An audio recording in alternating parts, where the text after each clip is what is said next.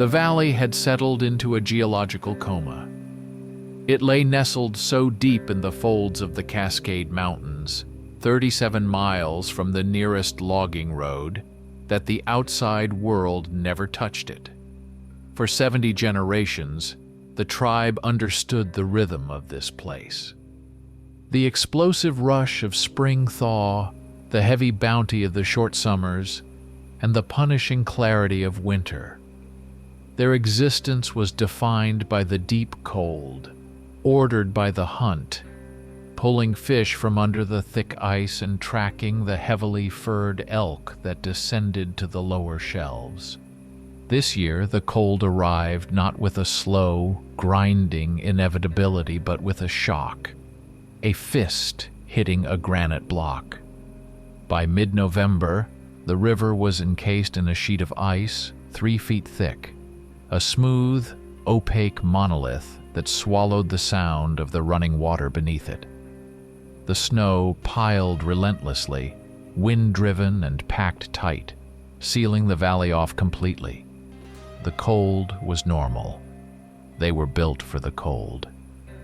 The unnatural part was the silence. Grant, the senior hunter, a figure whose broad shoulders were shrouded in thick, wet basalt fur, stood on the highest natural point overlooking their winter settlement. The air temperature hung at 12 degrees Fahrenheit, yet he felt no physical chill. What he felt was something colder, a prickling sensation that started in the deepest marrow of his tibia and spread upward through his heavy frame. The valley was not merely quiet, it was muted. Healthy silence, the silence they cherished, was always textured.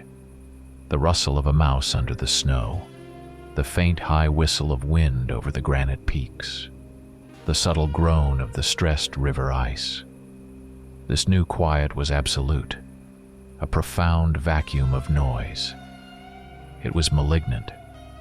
It was the sound of a place holding its breath, or the sound of a place that had already ceased to breathe. Grant had seen 72 winters.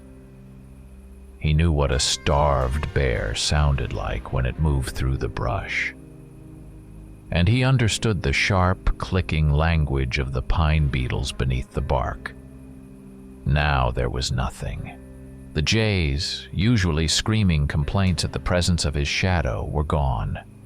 The elk had moved too far down too fast, leaving no trace but faint, frozen depressions in the crust. The normal cycle was broken. He lowered his head, breathing deeply. The cold air cleaned his lungs, but even the smells were wrong. He knew he should have detected the faintest tang of pine sap, the deep, loamy odor of dormant earth, or the high, musky promise of distant predator. Instead, the air was flat, sterile, devoid of all information. The valley had been sandblasted clean, not just of life, but of the very memory of life. Grant raised his massive hand and touched the scarred ridge over his brow. He was a creature of instinct, and his instincts were screaming. They did not scream about a normal hunger or a conventional threat like a wolf pack.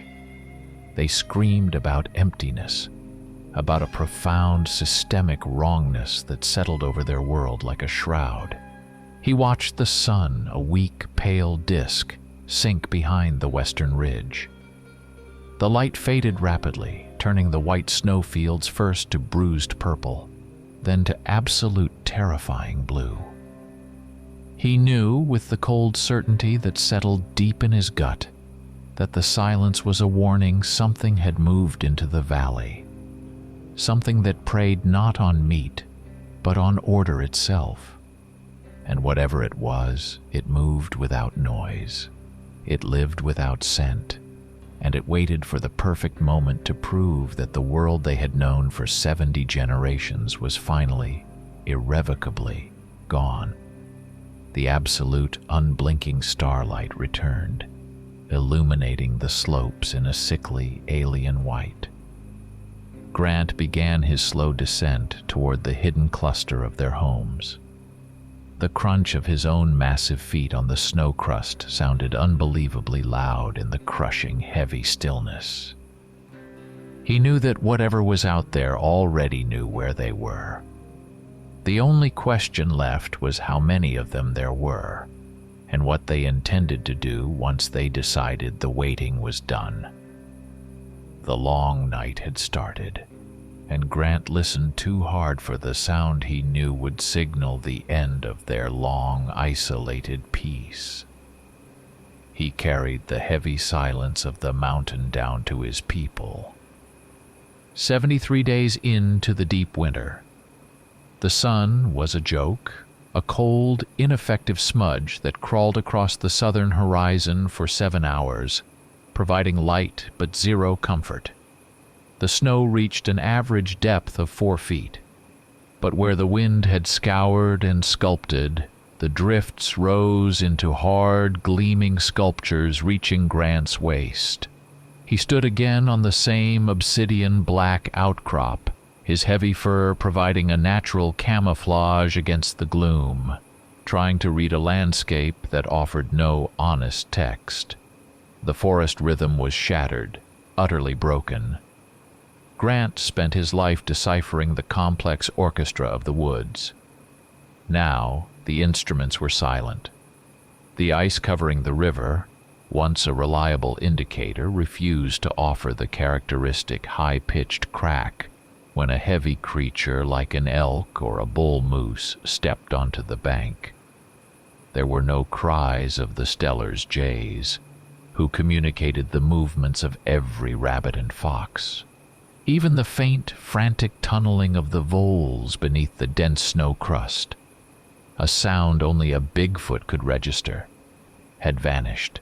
The pressure of the silence was physical, heavy and wet, like standing beneath a massive, low-hanging cloud.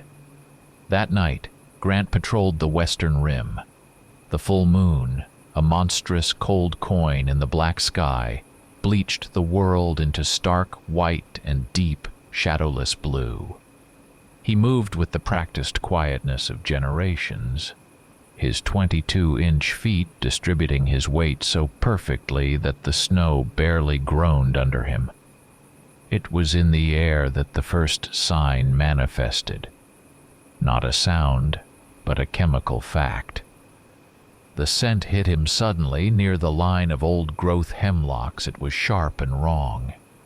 It was not the fermented earthiness of a hibernating bear, nor the high ascetic musk of a startled mountain lion. This was industrial, rotten, and profoundly unsettling. It had a pervasive odor of putrescence, like meat that had gone bad in boiling heat. But underneath the rot was a clean, sharp, metallic tang, the distinct cold aroma of congealed blood, only concentrated, almost burned. Grant stopped, turning his head slowly, quadranting the source. The scent came not from the forest floor, but drifted down from the colder air above, carried on the faintest eddy of wind. It was aggressive and dominant, a signpost. I am here, and I do not belong. Near an ancient frost-split hunting path, unused since the preceding autumn, he found the object. It was not animal.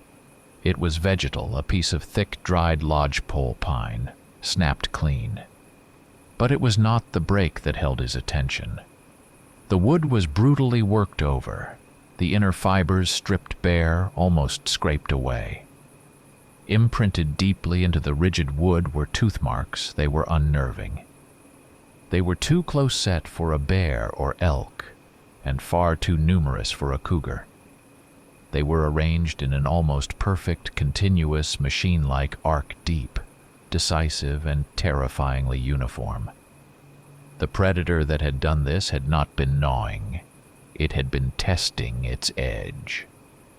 Grant wrapped the pine fragment in a piece of oiled hide and continued his circuit, the metallic smell clinging to the air like a film.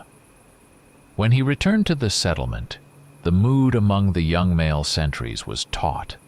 Their eyes, usually calm and reflective in the dark, held a feverish, dilated sheen.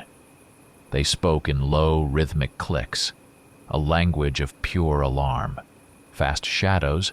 Grant, one of them, a creature named Lauren, reported, his voice a gravelly whisper. Not heard. Only seen. On the edges, where the moon hits the slope. They have no scent until they are close, another added, shuddering slightly like moving ice. Grant showed them the wood. They drew back, recognizing the unnatural precision of the marks. He told them nothing of the smell. The smell was his alone to process, and it spoke of a cold, predatory intelligence far beyond a simple, starving beast. Later that morning, as the weak light crept into the valley, Donna found the crucial sign. Donna, a female warrior known for her extraordinary size and sensory acuity, inspected the mouth of a frozen creek. The ice was at least 2 feet thick here, covered by a compressed layer of wind-driven snow, the nast, hard enough to walk on without breaking through. Scattered near the mouth of the creek were 7 deeply impressed marks. They were bipedal, certainly, but not the broad, comforting shape of their own feet, or the heavy, round pads of a human boot. These were narrow, almost elegantly formed, with long, unnervingly pointed toes. Grant knelt beside her. The impressions were not merely left in the snow crust. They were punched through the tough, weight-bearing layer of the nast, shattering the ice beneath it. The force required to do that, to step cleanly through the crust and into the thick underlying ice, was staggering. A focused, devastating pressure exerted over a very small area. He looked at Donna. Her usual expression of granite strength was marred by a subtle tension around her mouth. "They do not falter," she murmured, referring to the clean, decisive stride pattern. "They walk like they own the path." Grant straightened, feeling the creeping certainty settle deep in his bones. The internal chill, the dread he had mistakenly attributed to the extreme weather, was something else entirely. It was the knowledge that they were no longer the apex predator of this place. They were the quarry. He issued the order for double shifts on the night patrols, his voice tight and low. There was no need for explanation. The silence, the smell, the terrible, precise tracks. They were all coalescing into the shape of a deep, unnameable threat. He felt the cold certainty that the hunter was now the hunted, moving blind against an enemy that smelled of burnt metal and knew exactly how to move without leaving a sound.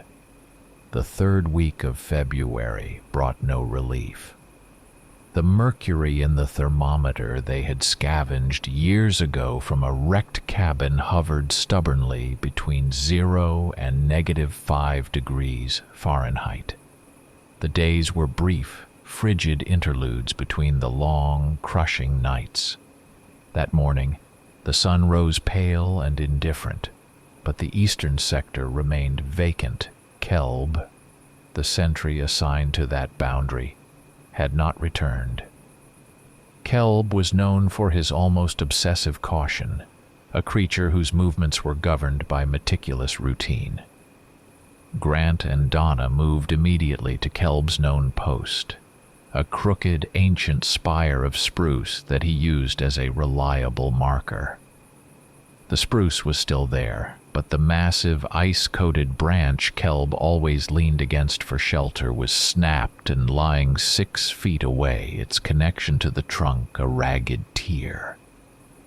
The snow told a quick, brutal story. There were scuff marks, deep gouges that showed where Kelb's heavy body had struggled or slid, but they ended abruptly. It was not the messy trail of a body being dragged by a heavy beast. It was the cleaner, shallower impression of a body that had been lifted and carried away with tremendous speed and efficiency. Mixed into the scuff marks were the footprints of the creature, or creatures, that had taken him. The narrow, pointed tracks were visible again, overlaid on Kelb's fading impressions, showing a purposeful, long stride. Grant noted the crucial absence, where there should have been a heavy spattering of blood, marking a defensive wound or a struggle. There was only a sparse, dark mottling. The attack was instantaneous, silent, and aimed at a vital point that permitted no outcry. They tracked the path of the enemy deeper into the pine stands. Here, the snow was almost pristine, undisturbed by the wind, looking like poured confectioner's sugar.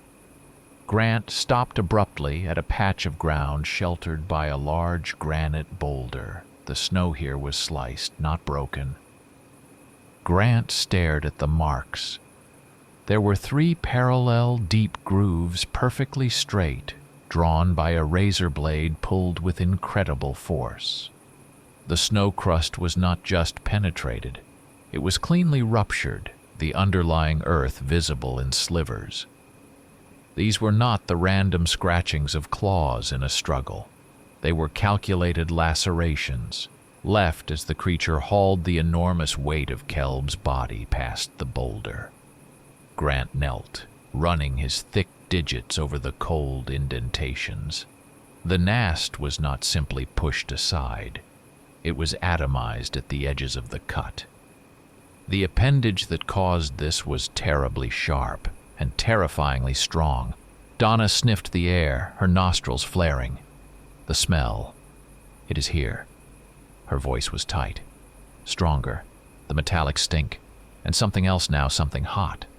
Raw anger, like a rabid wolf, but sharper, cleaner, and 1,000 times colder. Grant felt a deep, chilling understanding bloom in his consciousness. This was the moment the intellectual framework of fear solidified. This was not a conventional hunter. A traditional predator, even in the deepest desperation of winter, leaves something: bone fragments, torn hide, spilled viscera. They consume what they need for survival and leave the rest for the scavengers, ensuring the continued ecological cycle. This thing took everything. The thought was paralyzing. The efficiency, the silence, the utter completeness of the elimination. It spoke not of feeding, but of erasure. They were not fighting beasts driven by hunger. They were fighting something driven by design. The trail led them finally to a small depression protected by an overhang of shale rock. About 3 miles from the settlement, the ground here was bare, cleared by the wind. And there, on the frozen earth, were the final signs.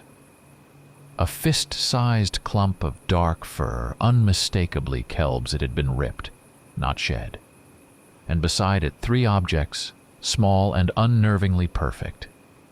They were teeth. Grant picked one up. It was heavy, dense, and wickedly sharp, curving slightly inward like a scythe. It was too massive for a coyote, too finely pointed for a bear. The roots were jagged, broken off flush with the enamel, torn out through violent impact.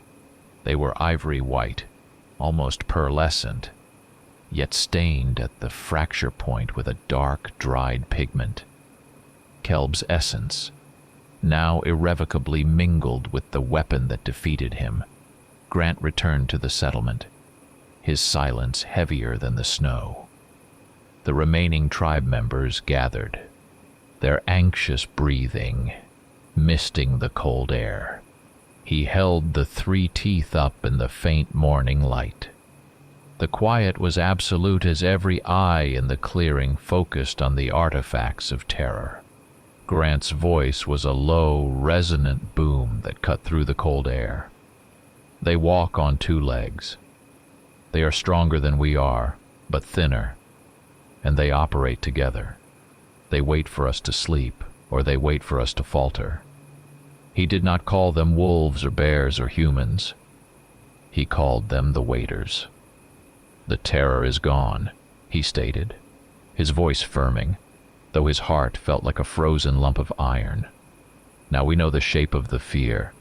It is bipedal, it is organized, and it is very, very close." The horror had received a form, and that made it paradoxically something they could fight. He knew the war had begun. The opening casualty was the hope that this was just another hard winter. The days that followed Kelb's disappearance blurred into a state of heightened, icy vigilance. The settlement, normally a place of quiet industry even in the dead of winter, became an armed camp sunk in anxiety. Grant ordered the construction of makeshift fortifications. They used the massive, snapped limbs of ancient pines and the frozen, clotted earth dug from under the snow line. They built rudimentary palisades and spiked barricades. Grant watched the sweating, exhausted bodies of his people at work, knowing that these defenses were a psychological balm, more than a functional barrier. Their foe, whatever its final shape, was not deterred by wood and frozen mud. The enemy, Grant realized with a mounting cold dread, was engaged in continuous observation. Each night, the fire pit, though damped low to prevent visibility, threw a gentle, pulsing amber light across the faces gathered around it. And each night, Grant watched the darkness beyond the flickering perimeter, and he saw them. Far out, exactly where the light faded into the absolute shadow of the ridge, faint pinpricks of sickly, pale green light appeared. They were short-lived, transient flashes, not the steady reflection of an owl's eye, or the twin glint of a coyote's gaze caught by the fire. These lights moved slowly, deliberately, standing 7 feet above the snow line.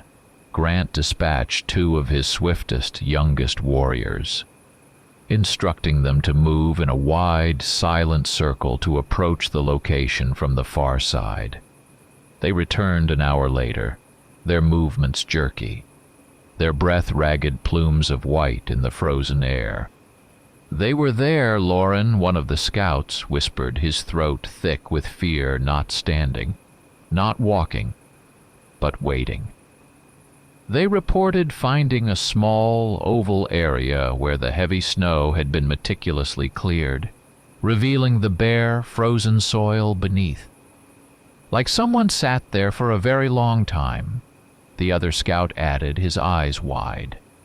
There were no struggle marks, no footprints leading away in panic.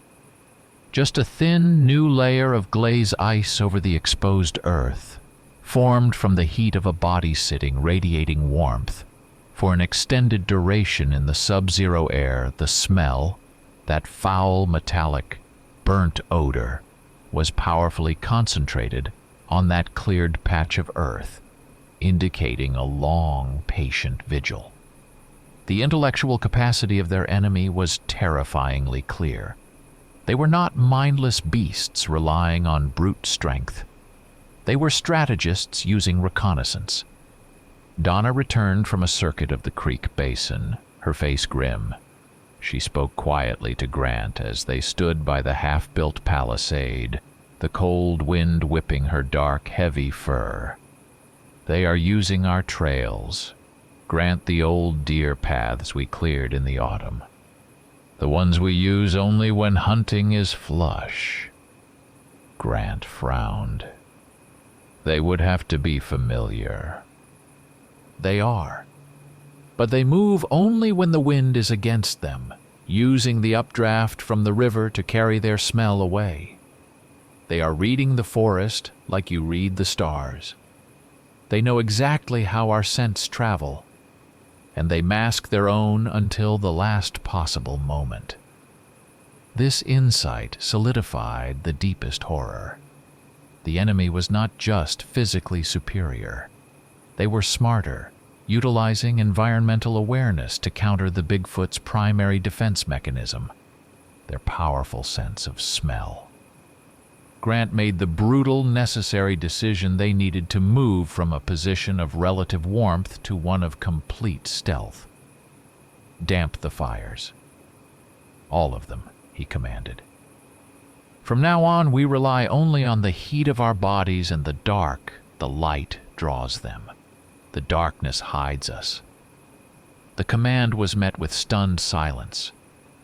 Fire was their oldest ally against the cold and the darkness.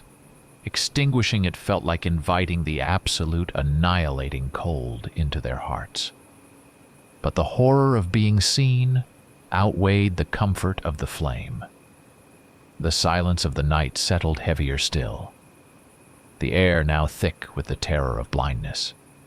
Just before the weak, gray dawn, Grant descended to the frozen river edge to chip away at the ice for drinking water.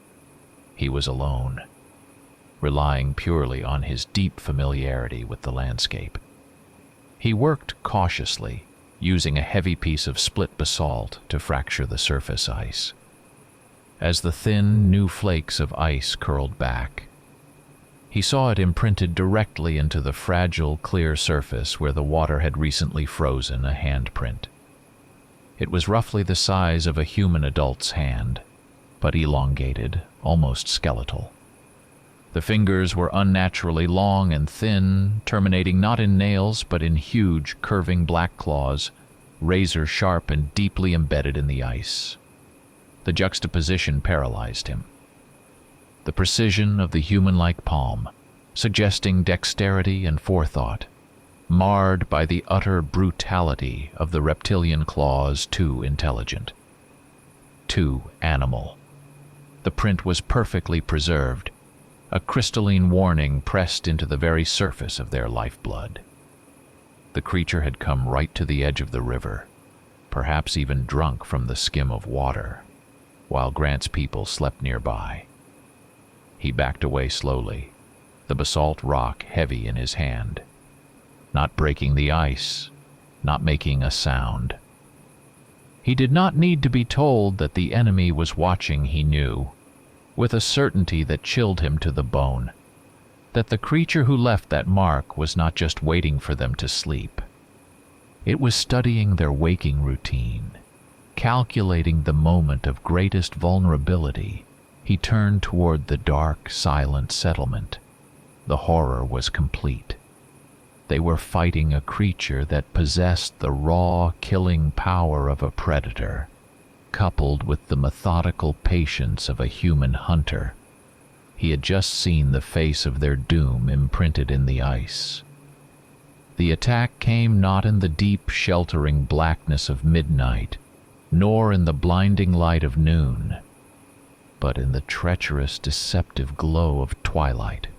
The sun had just slid below the horizon, casting the valley in a confused, bruise-colored haze where distances were impossible to judge, and shadows writhed with independent life. The alarm was not a shout, but the horrifying sound of splintering wood and the deep, wet thump of something heavy landing hard on frozen earth. The creature struck from 3 separate directions simultaneously.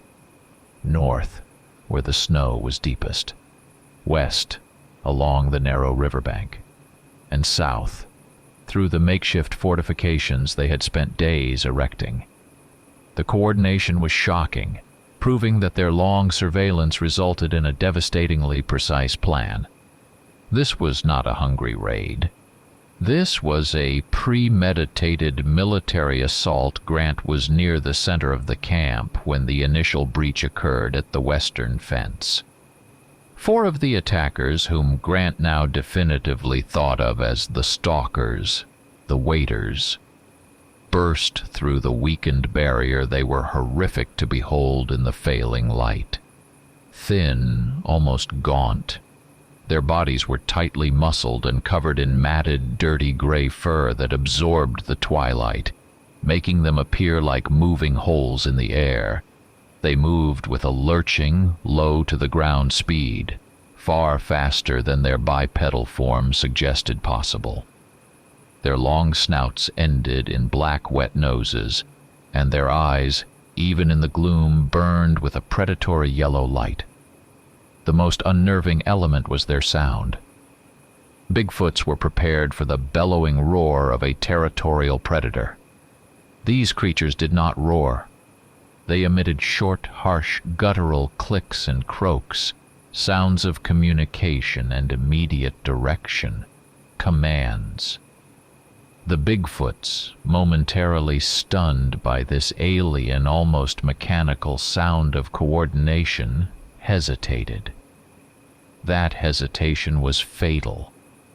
The second wave of stalkers, 6 of them, used their immense claws to scale the steep, ice-covered rock face that provided a natural defense above the southern flank. They did not engage in immediate combat. Instead, they methodically began tearing at the frozen ground, dislodging massive chunks of earth and chunks of ice-covered rock, which they hurled down onto the defenders below. This added an element of distant siege weaponry to the ground assault. Grant, who carried a massive club fashioned from the root ball of a defunct oak, a weapon that weighed close to 70 pounds, sprinted toward the western breach. He was met instantly by the largest of the initial attackers, the one whose yellow eyes burned brighter and whose body radiated the strongest scent of ammonia and stale blood.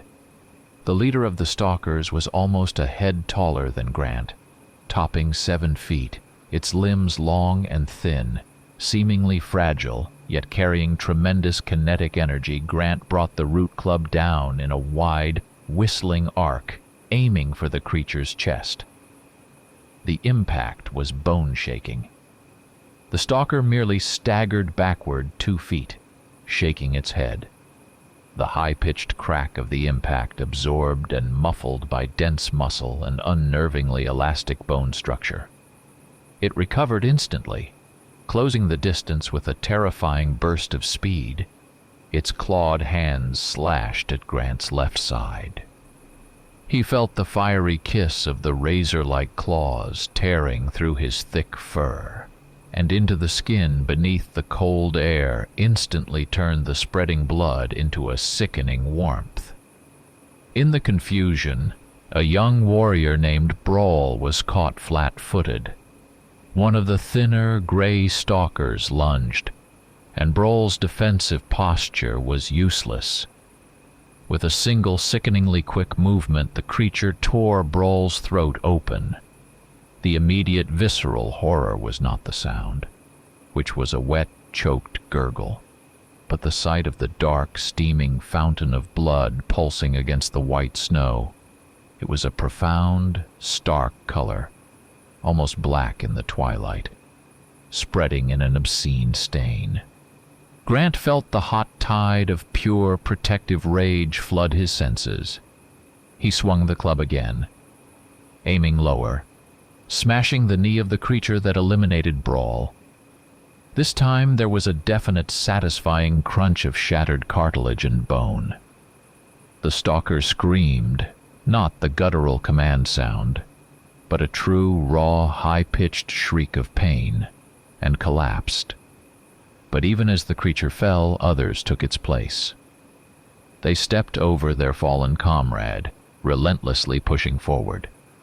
Grant's fury was momentarily displaced by a cold, analytical horror.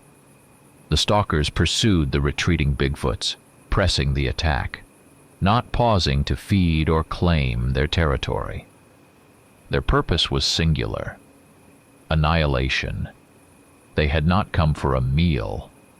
They had come to eliminate a competitor entirely, ensuring that the limited resources of the valley belonged solely to them.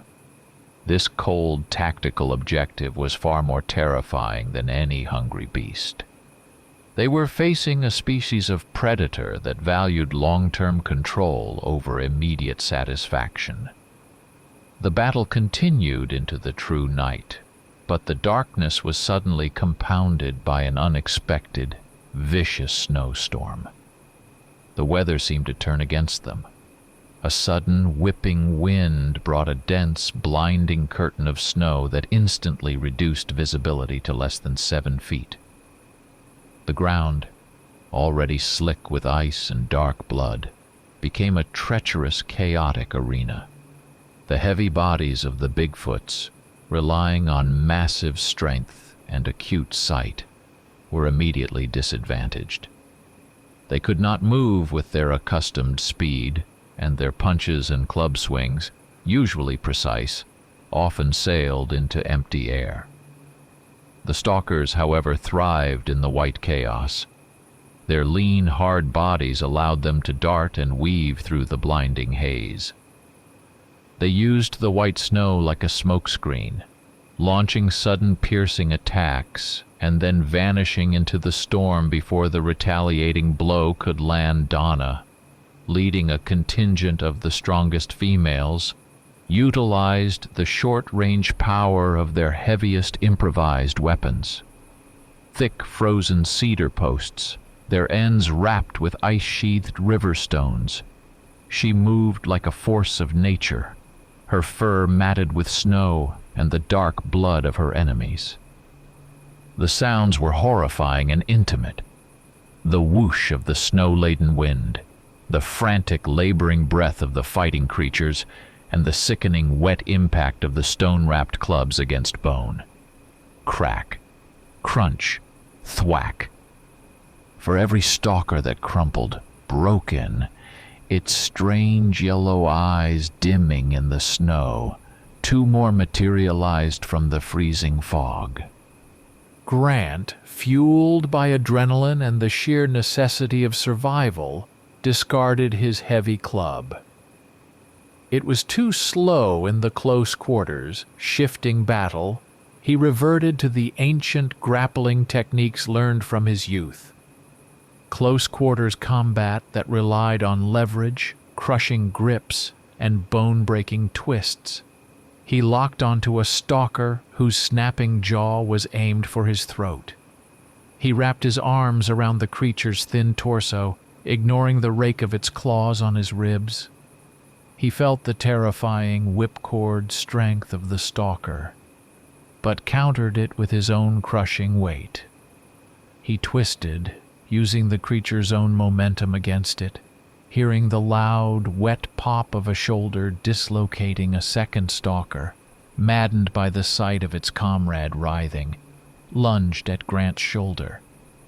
Grant felt the immediate burning pain as the long, sharp teeth penetrated the thick hide and sunk into the muscle. He smelled the creature's hot, fetid breath, felt the rasp of its tongue against his skin. Instead of recoiling, Grant drove his own head down, locking his immense jaws onto the base of the stalker's skull. A purely instinctual, primal defense. He didn't bite.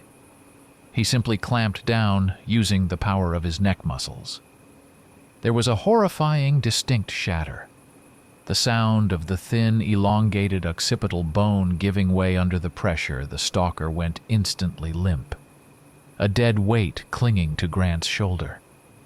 The taste of hot, iron-rich blood, and the damp, rank scent of wet fur mixed with the steam of his own labored breath, creating a warm, suffocating cloud around his head. He spat the foreign hair and blood onto the snow. Victory, even this small, immediate one, tasted like panic in the center of the clearing. A new, terrible element was introduced.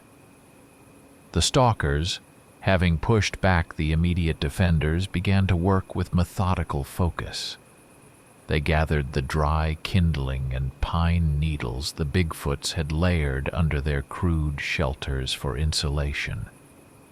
Yellow-orange light flared up against the blinding white of the snowstorm. The stalkers were using fire, not to provide warmth, but to destroy. The dry pine caught quickly, sending columns of thick, acrid smoke mixing with the falling snow. Now the battlefield was illuminated by a cruel, artificial light that highlighted the carnage and the growing sense of desperation. It was in this chaotic mix of fire, snow, and blood that Donna, fighting near the edge of the blazing shelters, noticed the fatal detail that Grant had missed in the fury of combat. A small contingent of stalkers, 3 or 4, were not engaging in the direct melee. They were methodically circling the oldest, most protected structures, tapping and prodding the frozen earth with their feet. They were not looking for meat or fighting warriors. They were searching for entrances. They were looking for the hidden access points to the underground cache tunnels, the places where the tribe stored their limited winter provisions, and more importantly, the narrow, safe chambers where the youngest children and the most vulnerable elders were sheltered. They knew about the tunnels. The enemy not only observed their surface movements, but deduced the location of their deepest secrets, filling Grant with a cold horror that eclipsed the pain of his bleeding shoulder. The battle finally began to ebb, not due to exhaustion on either side, but due to a tactical shift by the stalkers, seeing that the Bigfoots, though bleeding heavily, refused to break formation, and that the cost of immediate victory was mounting too high.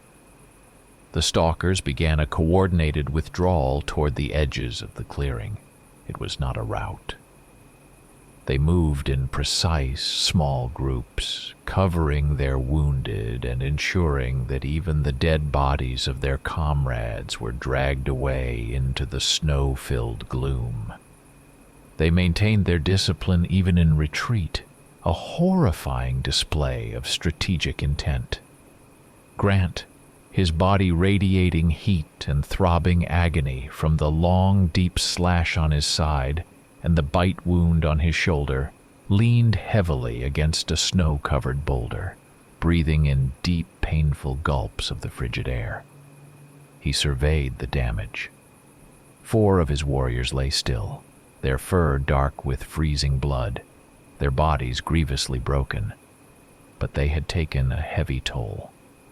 He counted no less than 8 dark, crumpled forms of the enemy left behind, either too heavy or too swiftly eliminated for the retreating contingent to reclaim the surviving members of the tribe gathered around him, a grim, wounded circle. Their eyes, wide and still reflecting the flicker of the dying fires, were filled with a raw, new resolution born from terror. Donna, wiping a smear of dark enemy blood from her muzzle, pointed toward the cluster of 3 large gray figures who had detached themselves from the main retreating force. They operated near the massive ancient stump of a long-dead Douglas fir that lay near the settlement's southern boundary. "They do not follow the others," she rasped, her voice raw from exertion. "They are still working." They were digging, with unnerving focus, using those impossibly sharp claws. They tore through the thick layer of permafrost and the root system near the base of the fir. They were not searching randomly. They were excavating. Grant recognized the location with a sinking heart. It was a well-known, yet perfectly camouflaged access point to the cache tunnels, the hidden subterranean network of chambers and narrow passageways. These tunnels were the legacy of their ancestors, dug deep into the bedrock where the temperature remained stable, preserving hung meat and offering shelter in the most brutal cold crucially. They were the refuge where the vulnerable were hidden during any major threat. They knew, Grant whispered, the realization, an icy hand clutching his throat. They weren't just searching. They had knowledge.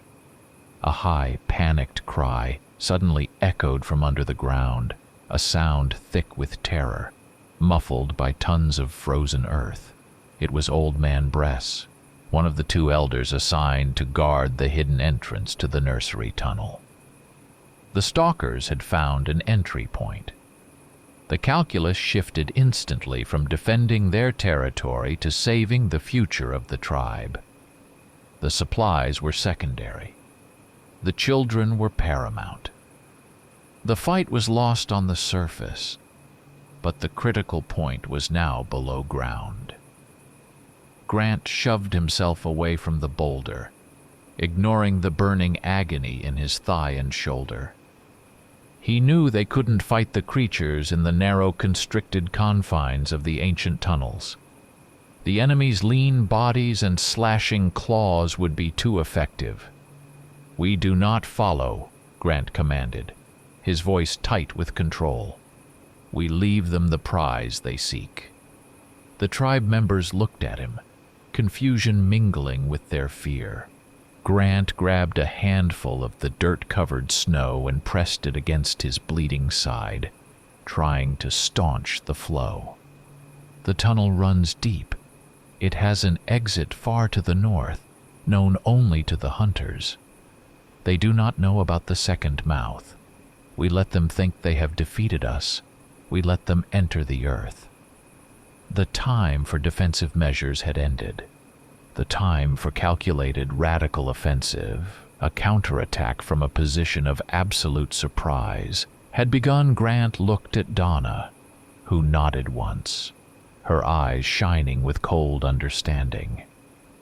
They had lost the settlement, but the war was still their own to win. Grant did not pause to debate. He ordered the remaining able-bodied warriors, a grim total count of 7, including himself and Donna, to follow him. The rest, the wounded and the very young, remained near the primary breach, hiding among the wreckage. Maintaining the illusion of a defeated, scattered defense, they moved toward the old fir.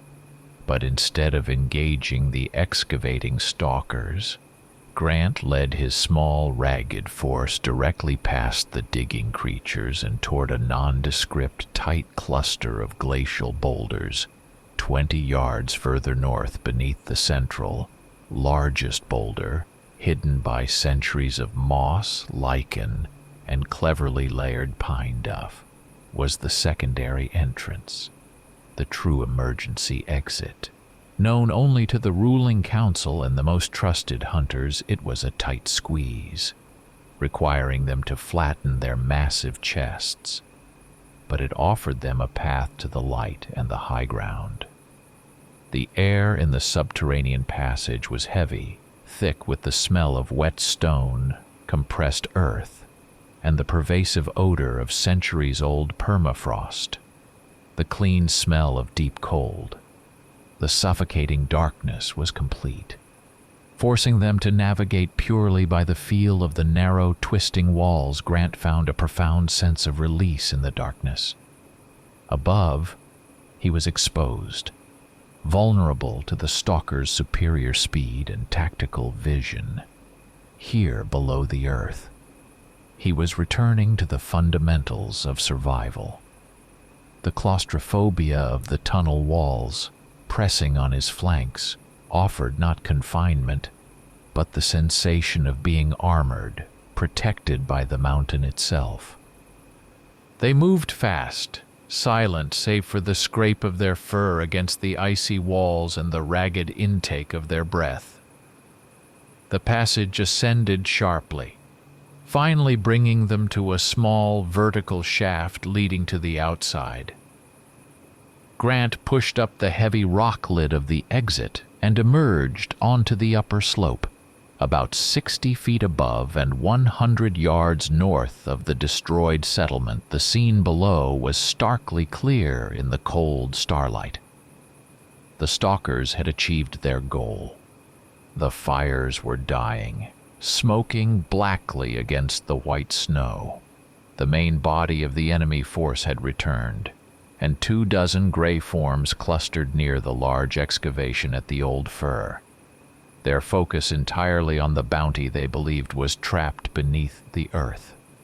They were yelling those short, sharp, triumphant commands, their yellow eyes gleaming with satisfaction. They had completely neglected the northern flank. Grant raised his massive hand, signaling for silence. His small group, 7 figures of shadow and resolve, stood poised against the snowy ridge. They were battered, bleeding, and exhausted, but they possessed the ultimate weapon: surprise. Their counterattack would not be loud, nor would it involve a frontal charge. It was to be a hunt, performed with the calculated brutality of executioners. Grant looked at the nearest stalker, a lean figure positioned as a sentinel, its back to him. Staring intently at the tunnel entrance, Grant moved. The snow was deep and soft here, muffling his feet entirely. He carried no club, only the heavy, dense basalt rock he had used for chipping ice earlier.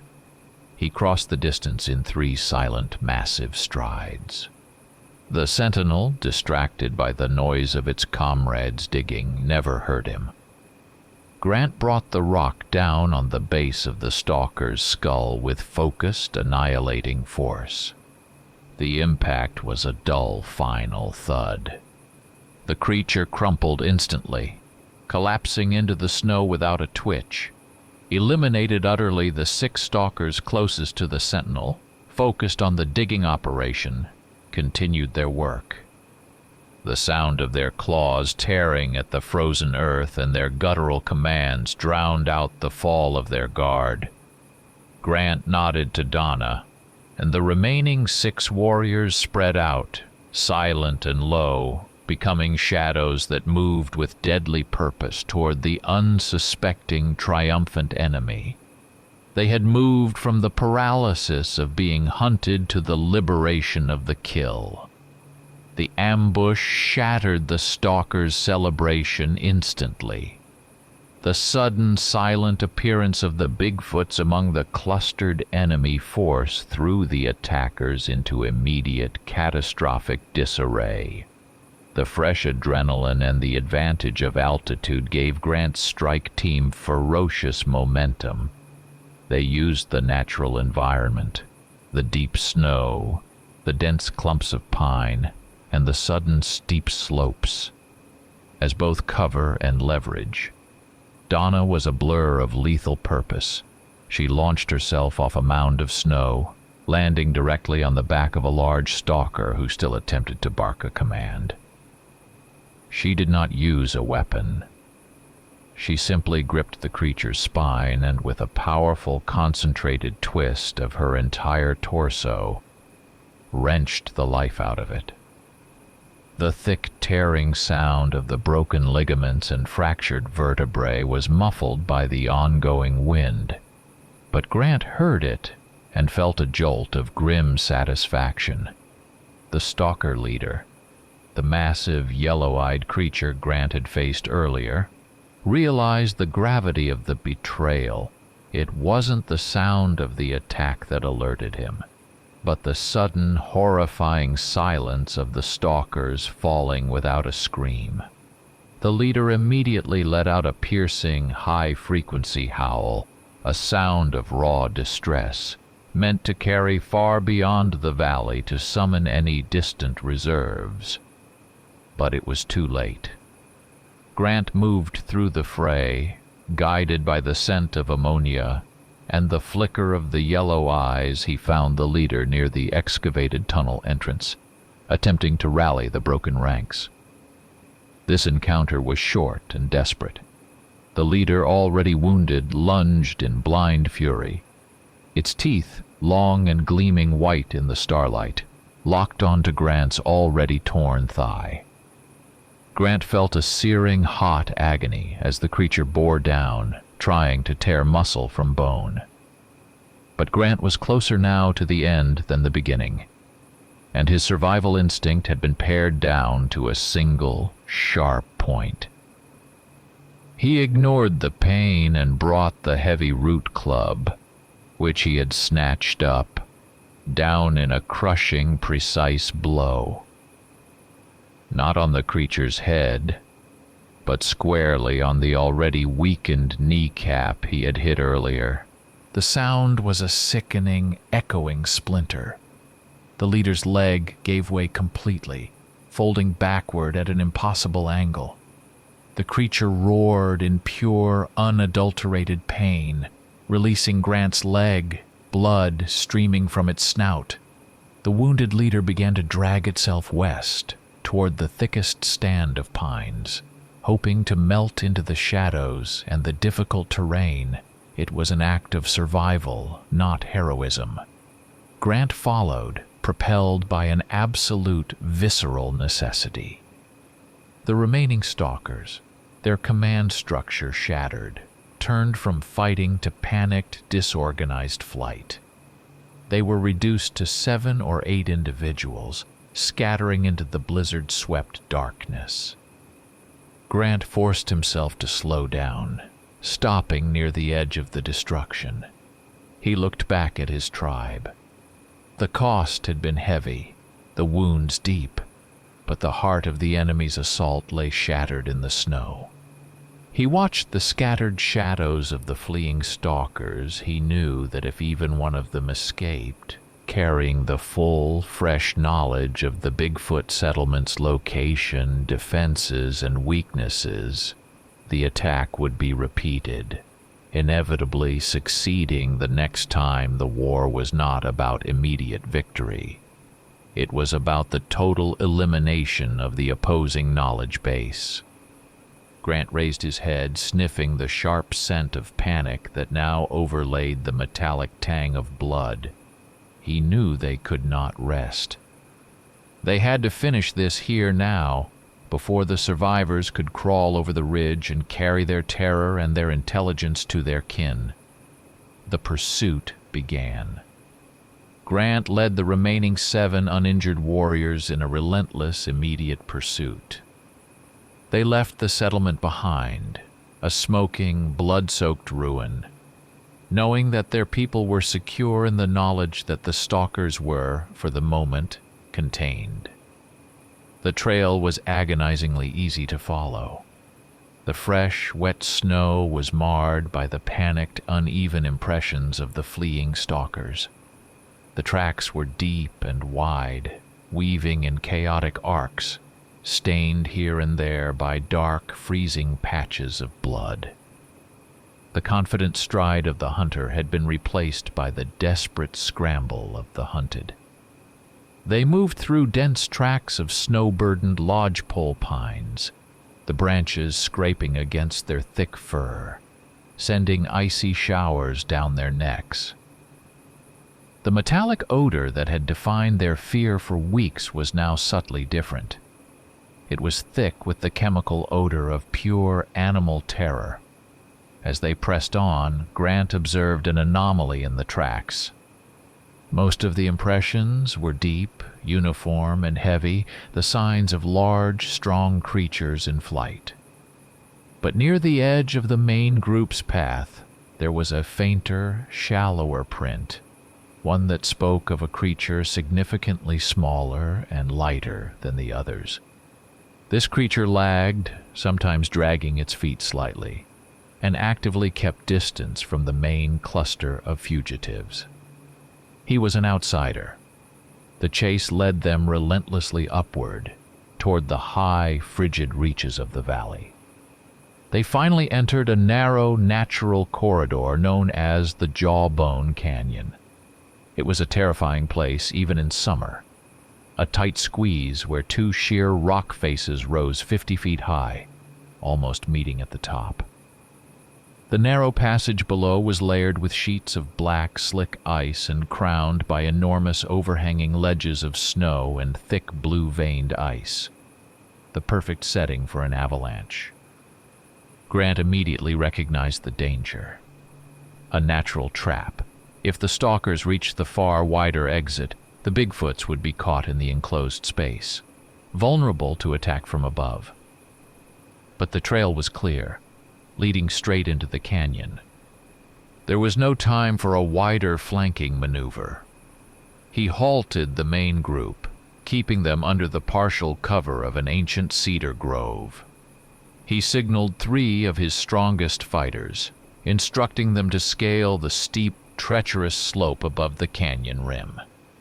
Their mission: to remain unseen until the stalkers were fully committed to the narrowest choke point, then to dislodge the heavy, unstable ice cornices and seal the canyon exit. Grant led the remaining 4, including Donna, directly into the canyon. The air here was utterly still and colder than the rest of the valley, the silence amplified by the echoing stone. The light was almost non-existent, trapped by the towering rock walls. They found the remnants of the stalker army huddled near the far end of the canyon, a small knot of creatures trapped by their own fatigue and injury. The leader was there, backed into a shallow niche in the rock, its broken leg trailing uselessly.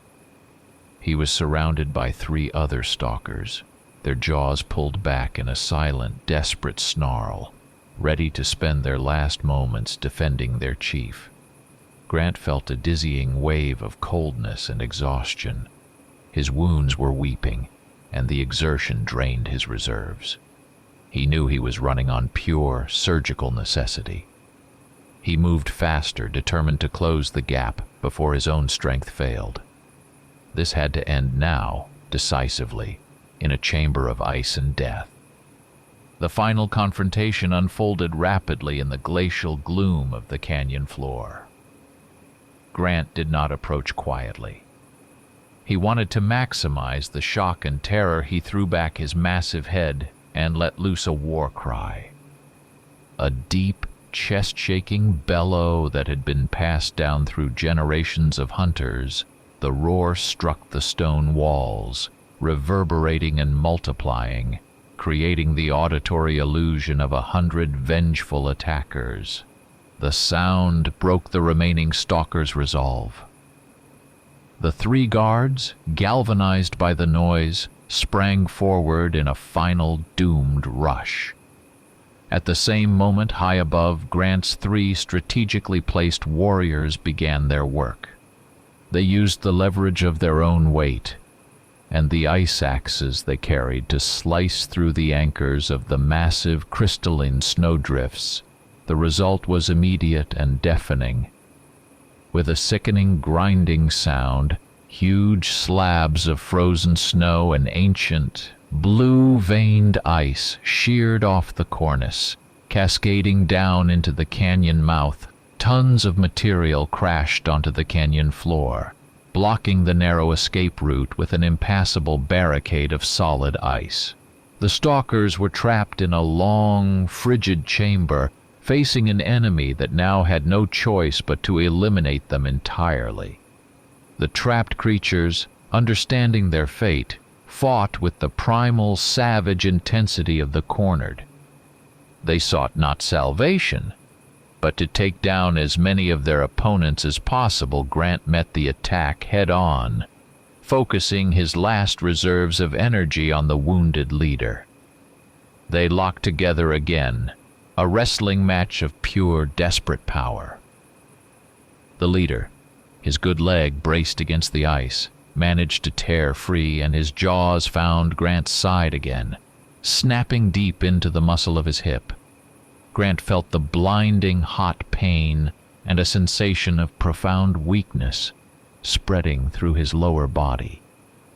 He tightened his hold, ignoring the searing pain, driving his own shoulder into the stalker's thin chest, pressing the creature against the sheer rock wall. Just as Grant felt consciousness begin to slip, the exhaustion and blood loss overwhelming him, Donna intervened. She had moved laterally, using the rough texture of the rock face like a ladder. With astonishing speed and agility, she dropped from above, landing directly on the leader's back. Her massive, thick-fingered hand wrapped around the leader's neck. The creature thrashed violently, its fangs ripping Grant's flesh. But Donna's grip was absolute. She waited for a moment, letting the creature exhaust itself in panic, then twisted, sharply and definitively. The sound was a crisp, dry snap, echoing unnervingly off the canyon walls. The leader's body went slack. The yellow light in its eyes vanished, replaced by the flat, reflective gleam of the ice. It slid down the rock face, collapsing in a heap of broken limbs and dark fur. The rest of the fight ceased immediately. The 3 remaining stalkers, seeing the absolute defeat of their alpha, dropped their snarls and simply stood still, watching Grant's warriors finish them quickly, surgically, their movements no longer fueled by rage, but by the cold, necessary function of extermination. Grant stood heavily, leaning on his club, the weapon now sticky with blood and matted fur. He looked around the canyon floor. 17 stalker bodies, including the leader, lay scattered in the snow. The white covering was stained scarlet in a 16.5-foot radius around him. The metallic stench was overwhelming, coupled with the foul, coppery smell of fear and death. The only sound was the wind whistling mournfully over the top of the canyon walls. The battle was finished. An absolute quiet returned to the valley.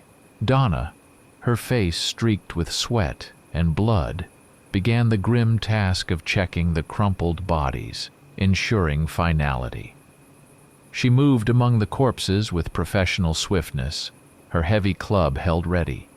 She stopped near the base of the canyon wall, where the snow ice met the granite.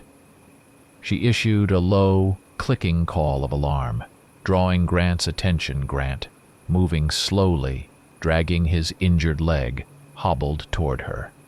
Cowering in a narrow crevice, wedged between 2 slabs of black rock, was a survivor. It was the young stalker, the one whose tracks had been noticeably lighter and smaller than the rest. He was thin, almost sickly, with a coat of sparse, ragged gray fur. His ears were pressed flat against his skull, rimmed with painful frostbite. He had no weapon, and he made no attempt to snarl, fight, or flee. He was simply compressed into the space, shaking visibly. His eyes were the most disturbing feature. They were not the burning, arrogant yellow of the warriors, but a watery, dull green, wide with unadulterated primal fear. Donna approached, the stone head of her club hovering inches from the young creature's head. She hesitated, her breathing shallow. The creature merely watched her, its gaze reflecting a terror too deep for sound. Grant reached them. He looked down at the stalker. It was clearly a juvenile, underfed and unable to keep pace with the brutal demands of the fighting force. Donna lowered her club slightly. His trails, she rasped, pointing toward the shallow, faint impressions near the periphery of the recent fighting. They do not run deep into the carnage. He held back. He eliminated none of ours. The observation was critical. This creature was not a killer. It was an observer, dragged along by the tide of the main force. Grant saw in the green eyes a reflection of the cold, starving hopelessness that characterized the entire winter. The rest of Grant's scarred and exhausted warriors formed a silent half-circle around the youth. Grant lifted his voice, a low rumble that settled the tense air we leave him. Donna looked stunned. Grant, he is an enemy he has seen. Yes, Grant cut her off, his eyes fixed on the trembling creature. He is a witness. He will carry the story. He will tell his kind what happened here in the canyons. He carries the fear now. It was strategy, a desperate, risky gamble. Grant wanted the tale of their ferocious defense, the cold brutality of their counterattack, broadcast deep into the enemy's territory. The warriors shifted uncomfortably, but no one argued. They waited in the cold silence, watching the young, thin creature. The air was heavy with the smell of blood.